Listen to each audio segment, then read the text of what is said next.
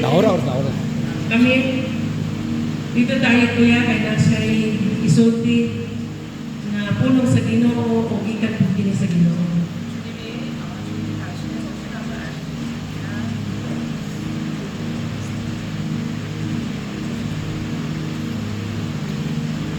Alam, anibalo ang Ginoo sa imong kinabuhi.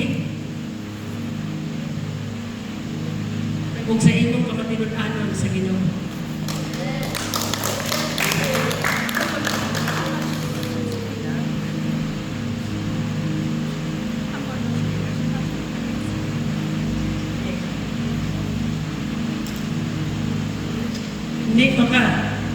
Hindi ko kailanman binigo, hindi kailanman binigo mo ang Diyos. Matinud-anon kas Ginoo igso. Kailanman dili nimo gi-abusan ang Ginoo.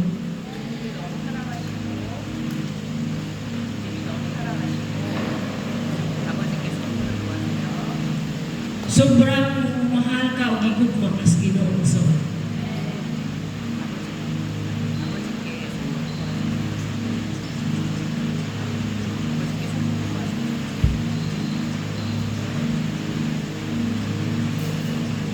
Humingi ka ng regalo sa tatay mo ang Ginoo.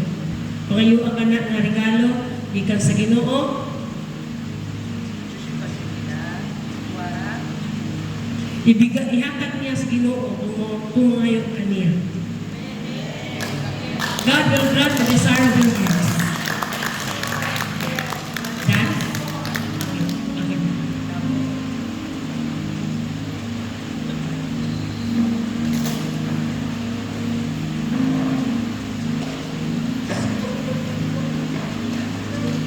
Salmo 34, versikulo 7 ang imo bro. Imo nang mong meditate sa Ginoo, mo nang inisay sa Ginoo sa imo mong kinuha. 37 ka po.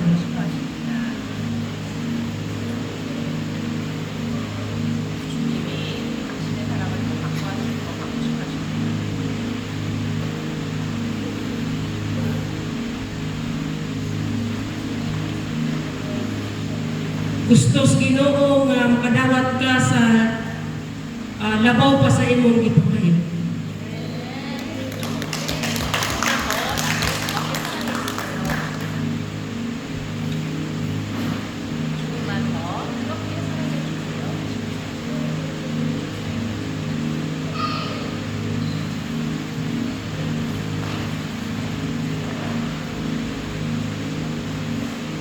Hilingin mo, pangayuon mo sa Ginoo ang imong ipangayo kay gigugma ka sa Ginoo ug tinud-anay ngayon.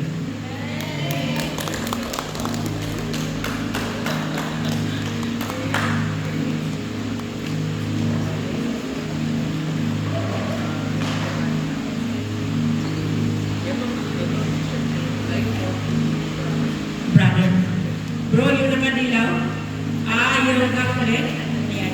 Ano lang si Luma?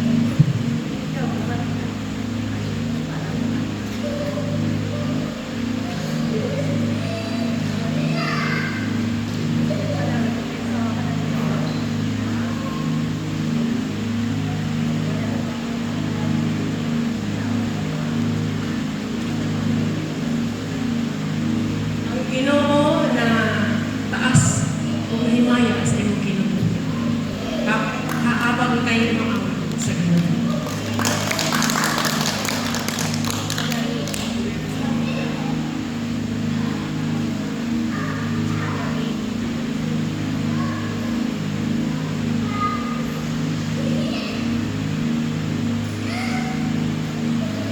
Ang imong mga pag-away, kung mga pagsimpas, Ginoo, wala nagapakuthatag ng kusog galing sa simbahan. Lord. Yeah. Thank you. Lord. Ihatag na nato ni, salamat kayo sa tanan, naghatag nato sa anong sponsor, Ma'am Cathy. Ma'am, ihatag na po sa inyo, kahit kita mo ginire na gamanan. Gamanan natin, Diyos. Amen. Praise the Lord! Praise the Lord! Saray ko ng Ginoo! Kapag mo sa Korea, sila ang itawag ng mga makaampo. Ang Pilipinas magdadalig. Hinay sila mag-istorya, pero pahupunin nyo ni sila, muuyog yun ang tabernakulo. Amen. O kita kay magdadayig mata, kuyog yun tas mang-aampo. Amen? Salamat sa Ginoo, amen? Sa iyang pagbisita, sa iyang walang espiritu na nakadiri sa tuwa. We are so privileged and thankful to our pastor here, the Filipina, who approached Pastor Jesse Otto, and we are so blessed. Actually, it is my first time to hear Sarah Habidabu, Korean. Yeah. Saramida. It's my first time to hear Korea. I have never been in Korea. I've been in the States and in Europe. But I never seen anyone who did something in this church. Korean.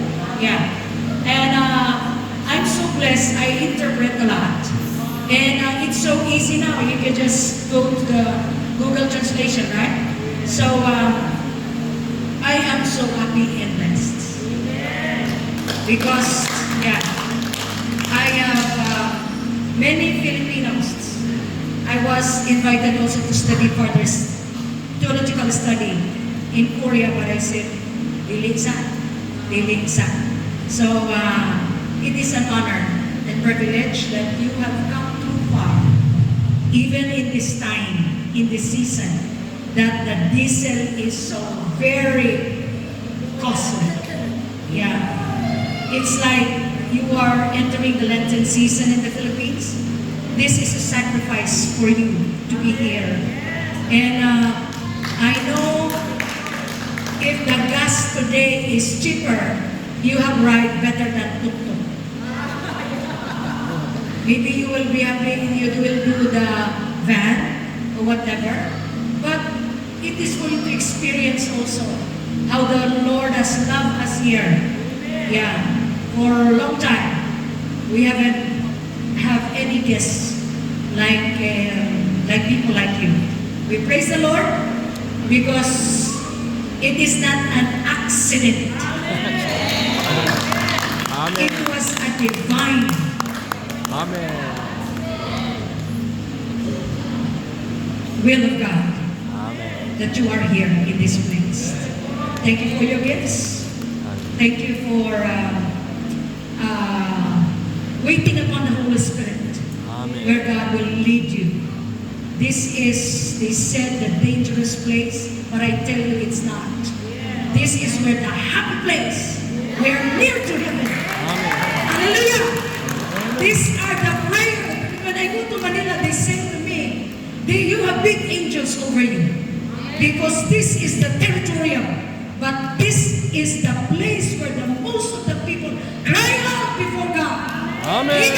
Amen. We don't fear because God is greater than everything that we say about the ethnic culture.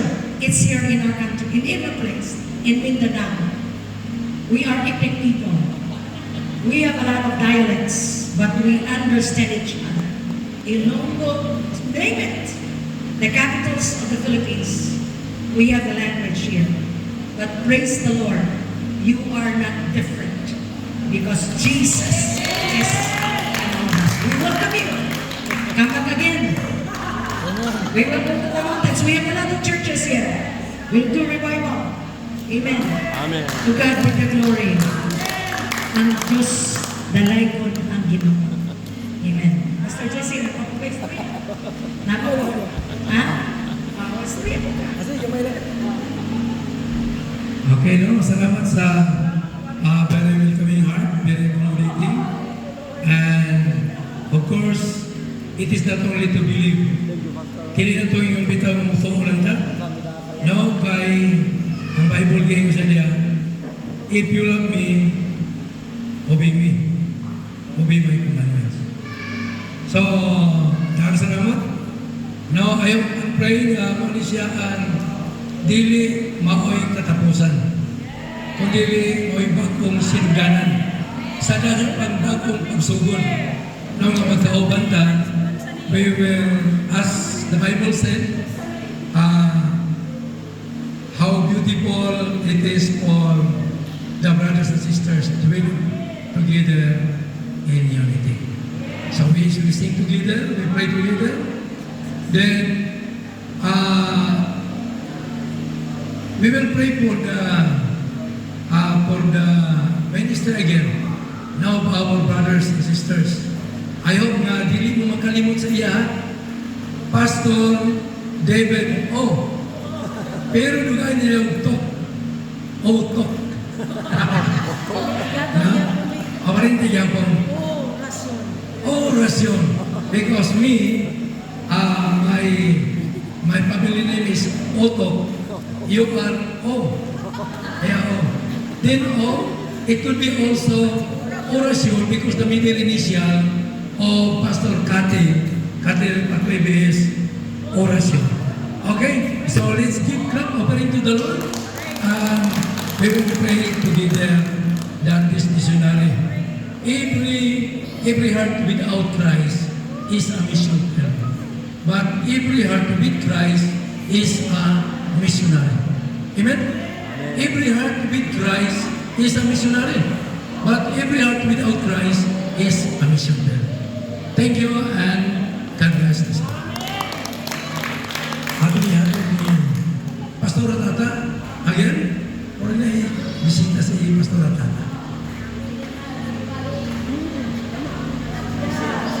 We have friends also from the United States. Yeah, they just called me. They from ACM, Asia Center for Mission. Actually, you came to the right place. You came to the right place and to the right people. Yeah, these are the yeah. Can you just say hi? Hello, and